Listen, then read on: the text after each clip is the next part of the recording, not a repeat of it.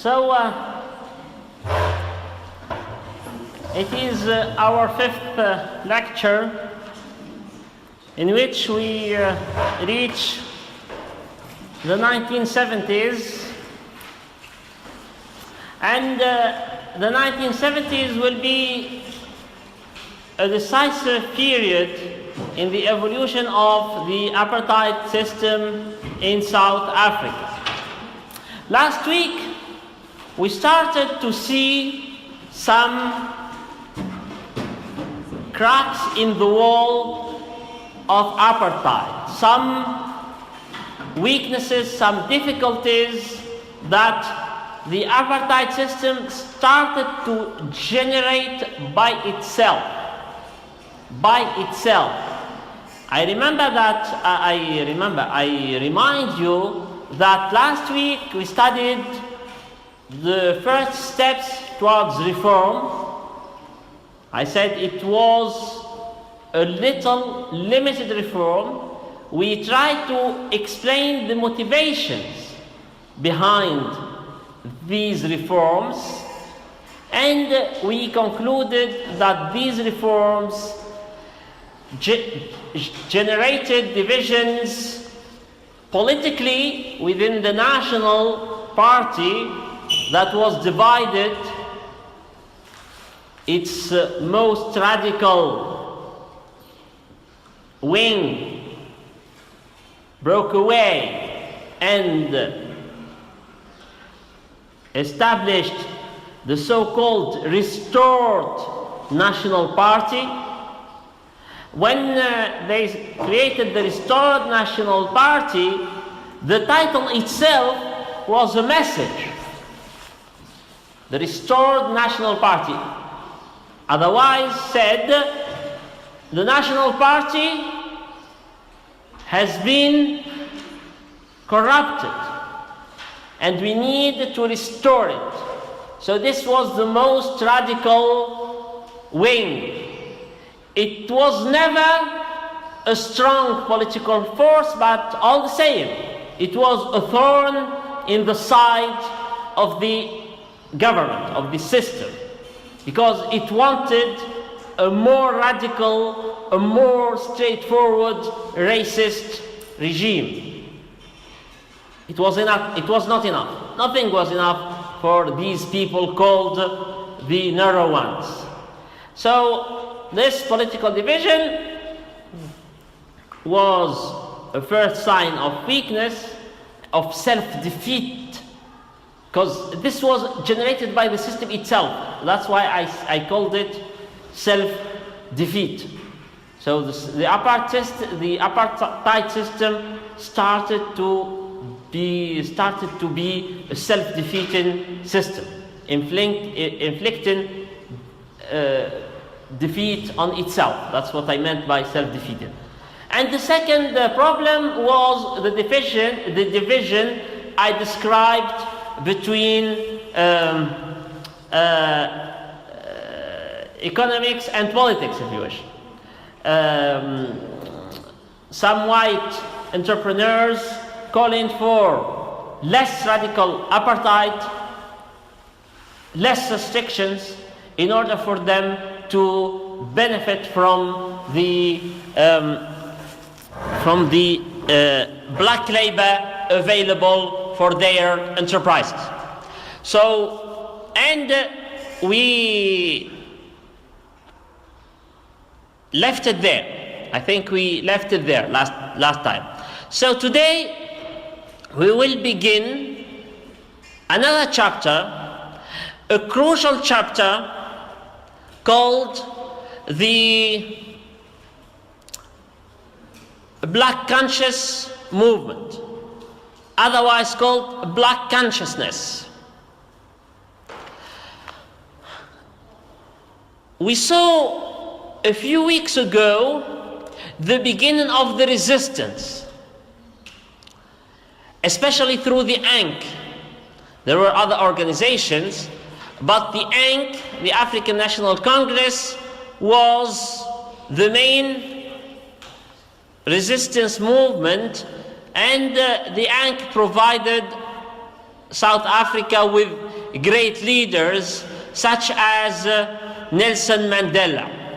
I said that the struggle was peaceful and it moved into violence progressively at the beginning of the 1960s, but frankly, this violent resistance didn't change things. It allowed the apartheid system and its leaders to crack down violently on opposition, to put in jail the main leaders for lifetime sentences and sometimes even to execute them. Those who were not executed and who were not put in prison either left the country and were trying to gather international support for the end of apartheid, or they went underground working in secret organizations, which was not a very efficient method to harm the apartheid system. But in the at the beginning of the 1970s, we have another mode of resistance. Another mode of resistance based upon popular action, called a black consciousness. Why black consciousness? Because race was used as a basis for this resistance. Before black consciousness, the basis of resistance was essentially class struggles. Don't forget that we are still in the context of the Cold War. And movements of liberation in the 1950s and the 1960s were ideologically and politically influenced by the USSR, by Moscow. Because Moscow provided them with ideas and provided them with finance and sometimes even with military equipment. So many nationalist movements were influenced by communism and they adopted this ideology as a basis for their resistance. And if you know some ideas of communism, you would know that the fundamental principle is class struggles. So the ANC and the other movements were influenced by this ideology, by this system of thinking. And at that time, white domination was not considered to be white domination only. It was considered to be the manifestation of an economic system which led a dominant class that happened to be white to oppress the inferior classes. Most of them happened to be black. So within this framework, whiteness and blackness were just contingent elements, not the essential. The essential was the economic system. At the beginning of the 1970s, appeared a movement called a black consciousness, And this movement said that this talk about class is mere nonsense. What is at stake is race. We should fight against white domination. How? Not through trade unions and struggle for economic justice. No. We should first and foremost fight for black consciousness. What does it mean? It meant that black people are first of all objects of their psychological inferiority. Black people have been dominated so long that they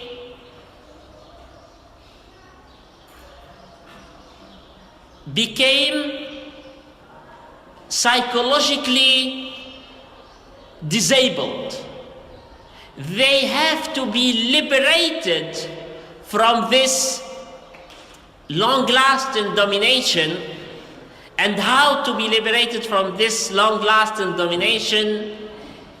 To adopt blackness as a value, to make them proud again of being black. Hence the idea of black consciousness. Is it clear or not?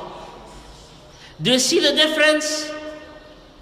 In the first case, what mattered was economics. What mattered was economics, because it was a system based upon, apartheid was a system based upon economic injustices that led to white domination. So the essence of the injustice was economic.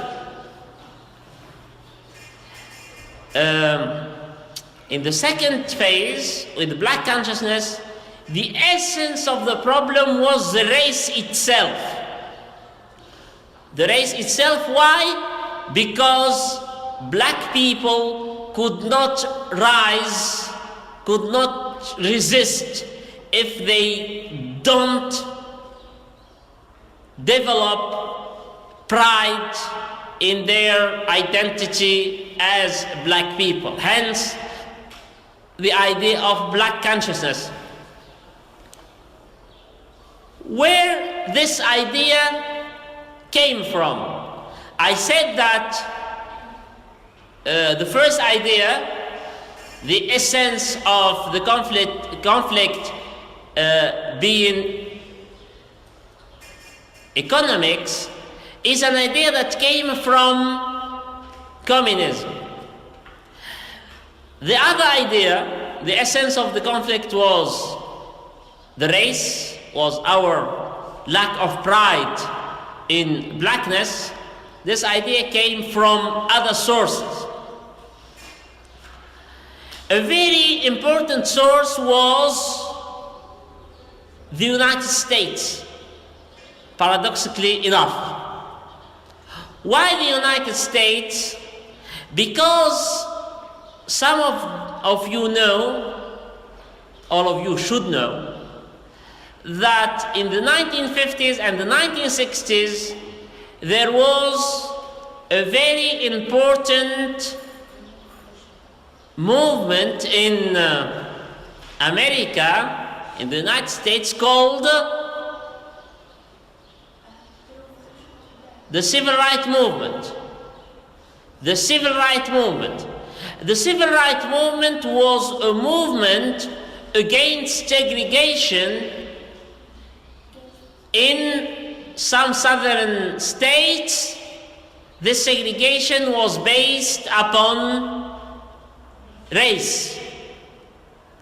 And you can find, for example, inspiring leaders like Martin Luther King, and inspiring political movements like Black Power movement, these leaders and these movements provided examples for South Africa.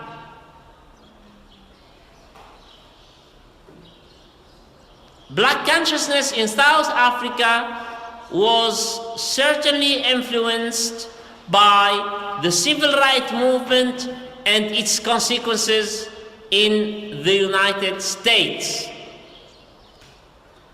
Another source was theories about liberation, new theories about liberation, essentially a very popular theory at that time by a very famous philosopher. His name, he is Algerian, by the way. His name is Frantz Fanon, F-R-A-N-Z. Fanon, I think it is F-A-N-O-N. And Frantz Fanon wrote extensively about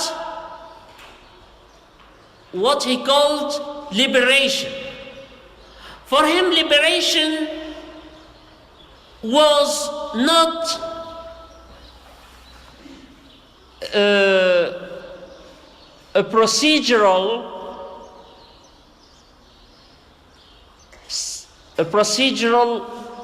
goal. Liberation cannot be acquired, for example, just by acquiring independence.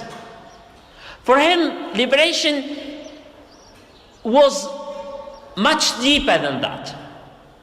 In order to be liberated, you need first of all to acquire self-esteem, to acquire self-assertion. And he famously advocated violence as a means to acquire self-assertion.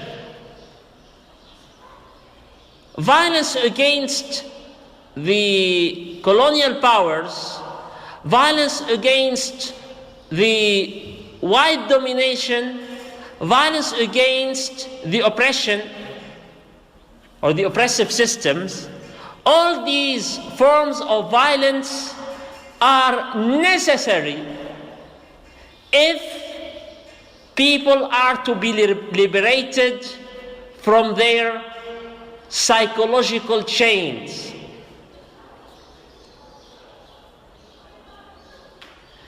And this theory was very influential in the 1960s and 1970s, and it was certainly a source of inspiration for Black consciousness in South Africa. There were other sources of inspiration, of course. One main source was the traditions of the tribes, of some tribes in South Africa. These traditions defined black people, or at least those who belonged to these tribes. They defined these people as separate entities. And these traditions were used to raise awareness about the difference between us, black people, and them, white people. So it doesn't matter whether you are a rich black people or a poor black people. What matters is that you are black people and you define your identity as a black people, and you do so proudly.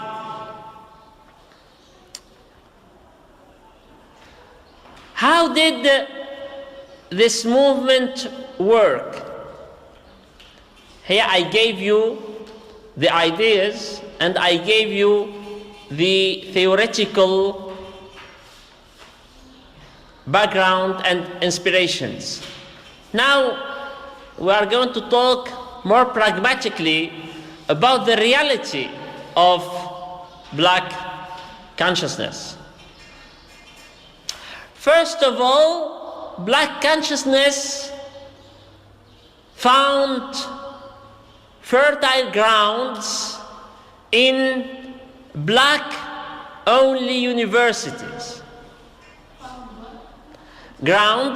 Fertile grounds, good climate or good conditions to develop in universities that were reserved for black people, and even secondary schools that were reserved for black people.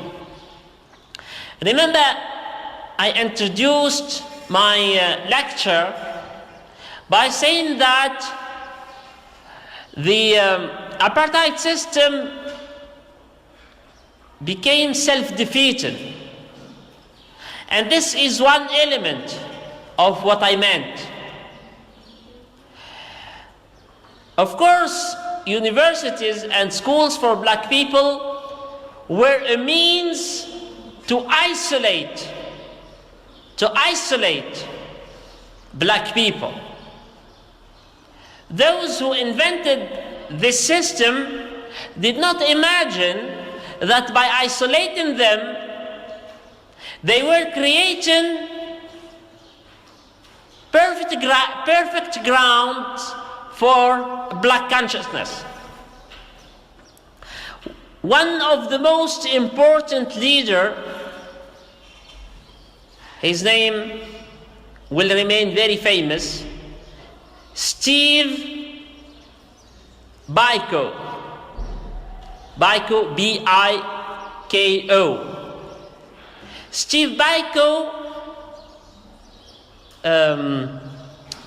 was a student in one of these universities, and he led the black conscious movements in universities, and he defended the idea of black student unions. In other words, student unions will be racially segregated, not by the apartheid system, but by those who were fighting the apartheid system. So they created black-only student unions, black-only organizations. But they didn't define blackness in the same terms used by the apartheid system. First of all, you must know that when they said the black consciousness, the terminology itself was a defiance towards the regime. Why? Because the regime used to use other terms. For example, non-Europeans or non-white people. Term black was not a very widespread term. So these people wanted to make the term black their slogan, hence the title Black Consciousness. But in addition to that, they defined blackness in opposition to whiteness. So these black-only student unions were open to all races that were victims of white domination. So they were not reserved to blacks in the sense of the apartheid system. They were reserved to those races that were object of the white oppression. For example, Indians and other races were very welcome as black people in these student unions. A third element was that this movement was in the same time against the apartheid system, but also against what it considered to be the paternalistic approaches of liberal white people. It is obvious that this black consciousness movement was against apartheid. You understand that. Now, you need to understand something else. It was against the liberal white people who were against the apartheid for moral reasons. Why? Because the black consciousness movement considered that these liberal approaches were paternalistic and they did not help black people to acquire self-esteem, self-assertions, to acquire the pride necessary to fight against apartheid.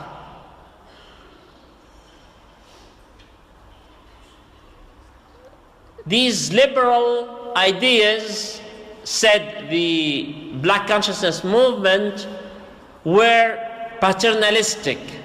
They were trying to treat black people as children who needed someone to defend them. No, we don't need you. We are against you. We are going to fight with our own consciousness, with our own identity. We are going to fight. We are going to confront the apartheid system outright.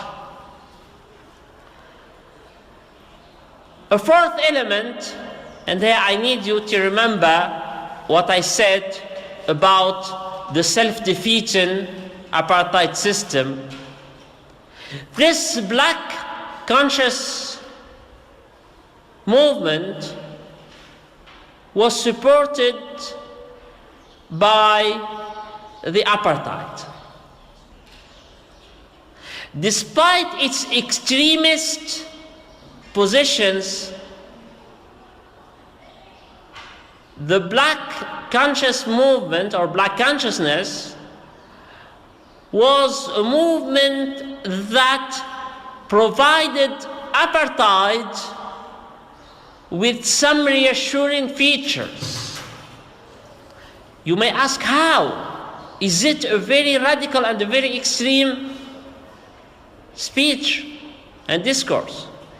Very hostile towards apartheid, uncompromising about race. In order to understand that, you need to remember separate development.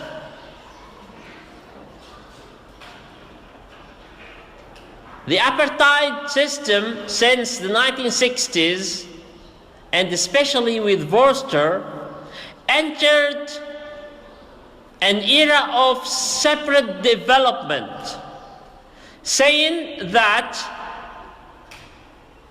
white people had a country which is purely white, and the black people have homelands which are for them, in which they can develop independently. South Africa is decolonizing its homelands. So, paradoxically enough, the white domination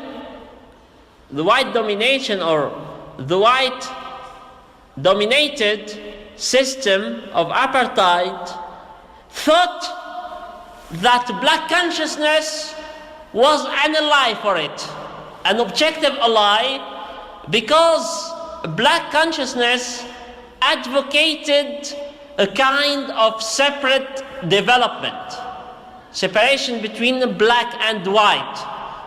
And the apartheid system said, okay, that's what we want. That is the essence of our separate development strategy. Therefore, the apartheid system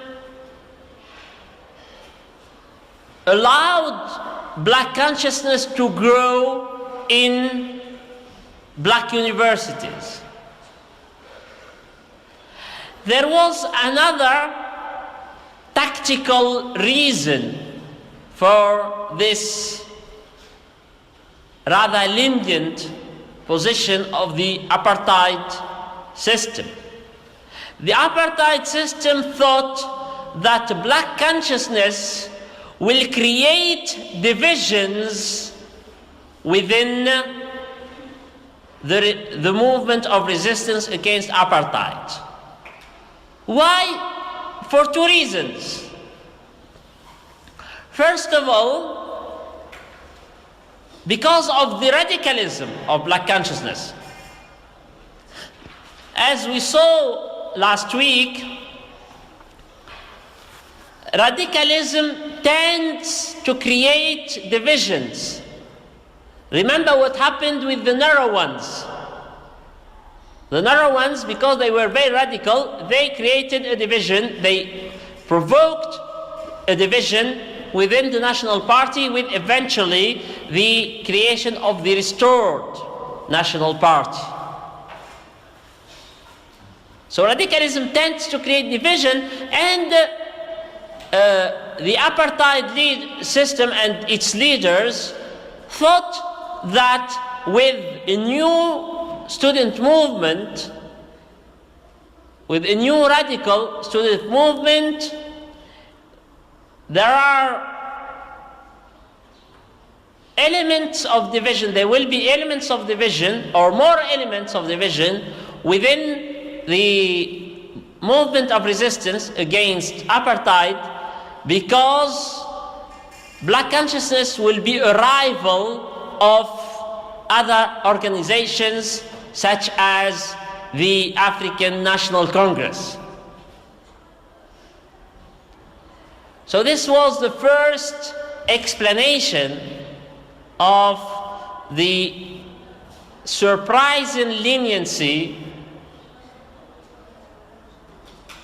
shown by the apartheid towards black consciousness. There was another reason.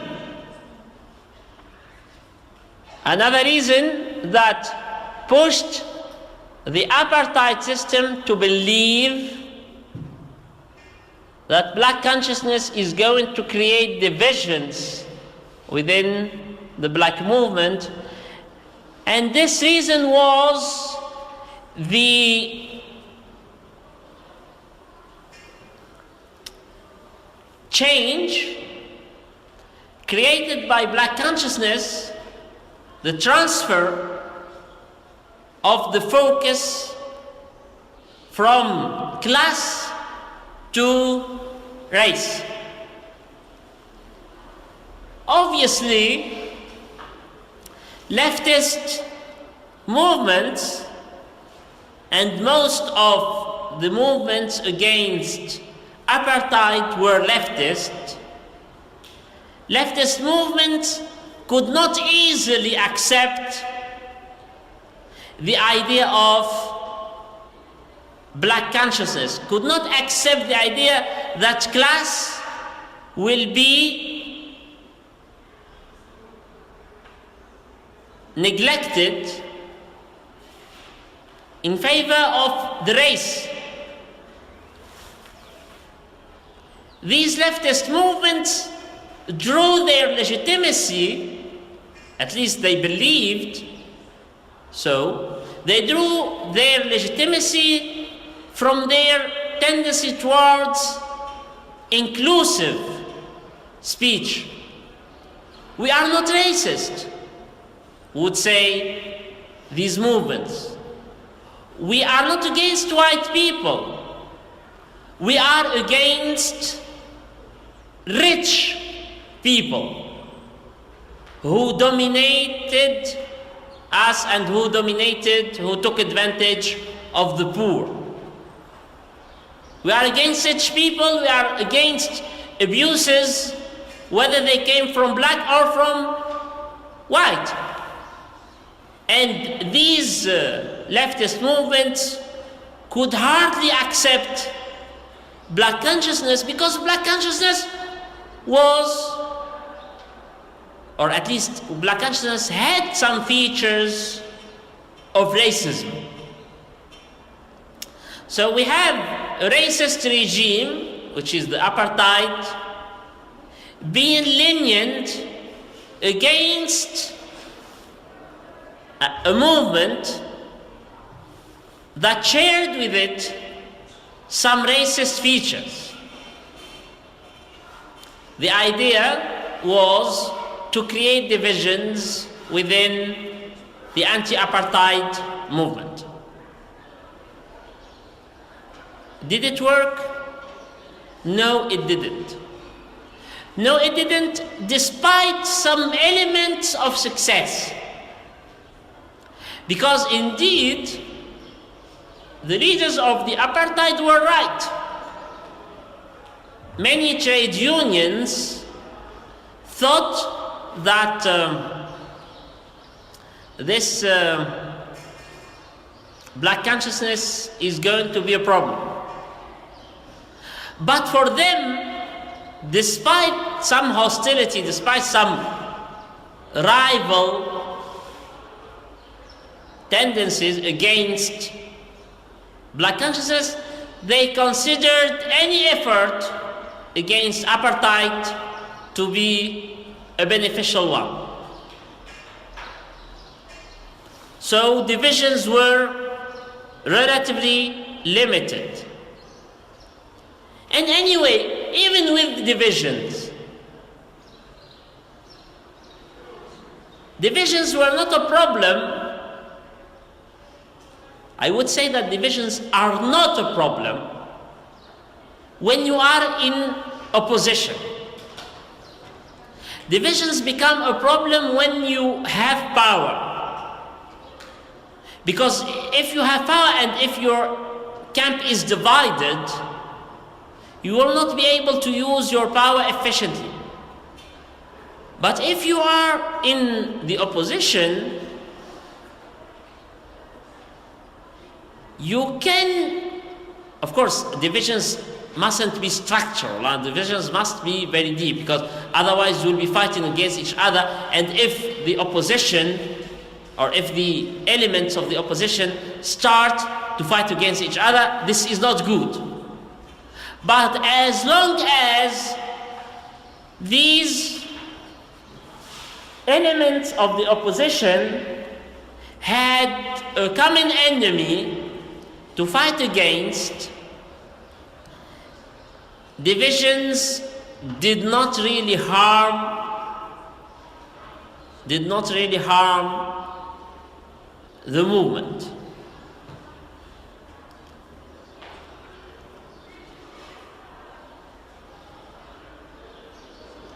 Now, I need to say a few words about the international environment these events were taking place, in which these events were taking place. You need to know that the more African countries obtained their independence, the more isolated South Africa felt. Why? Simply because with colonial powers still in Africa, the apartheid system did not look like an anomaly. With colonial powers still holding their colonies, the South African situation was relatively normal because the apartheid system shared many features with colonialism. But colonization was becoming something of the past. I was about to say colonization was becoming something anachronistic. Anachronistic. I don't know whether you know this term or not, but anachronistic means something of the past. Sometimes I try to avoid difficult words even when they are appropriated, even when they are adequate, not appropriated, when they are adequate, and straightforward, in order to avoid putting you in difficult situations.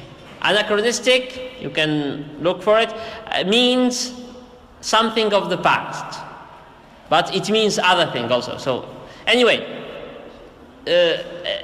as long as there were European powers in Africa, South Africa could still say, look, European governments, don't criticize South Africa too harsh, because you have to solve your colonial problems before giving us some lessons. For example, it was very hard to France, to Paris, to criticize South Africa while fighting the independence movement in Algeria.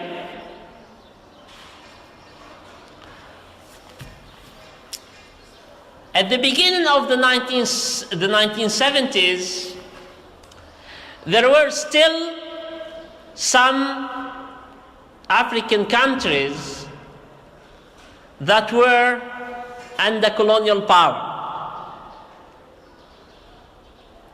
Mainly Portuguese colonial power.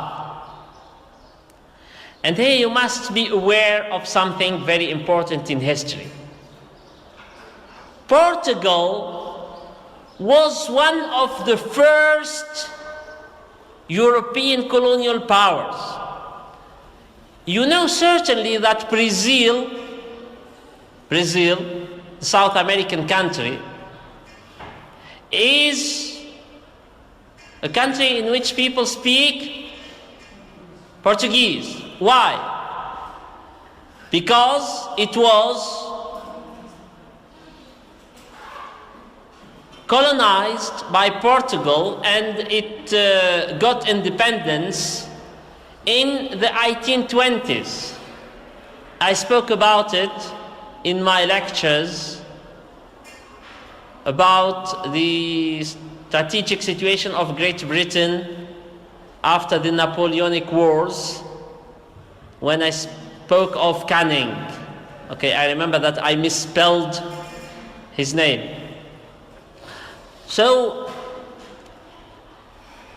Portugal, since the 14th and 15th century, was a very powerful colonial country. And some African countries were still under the domination of Portugal until the beginning of the 1970s. mainly Mozambique and Angola.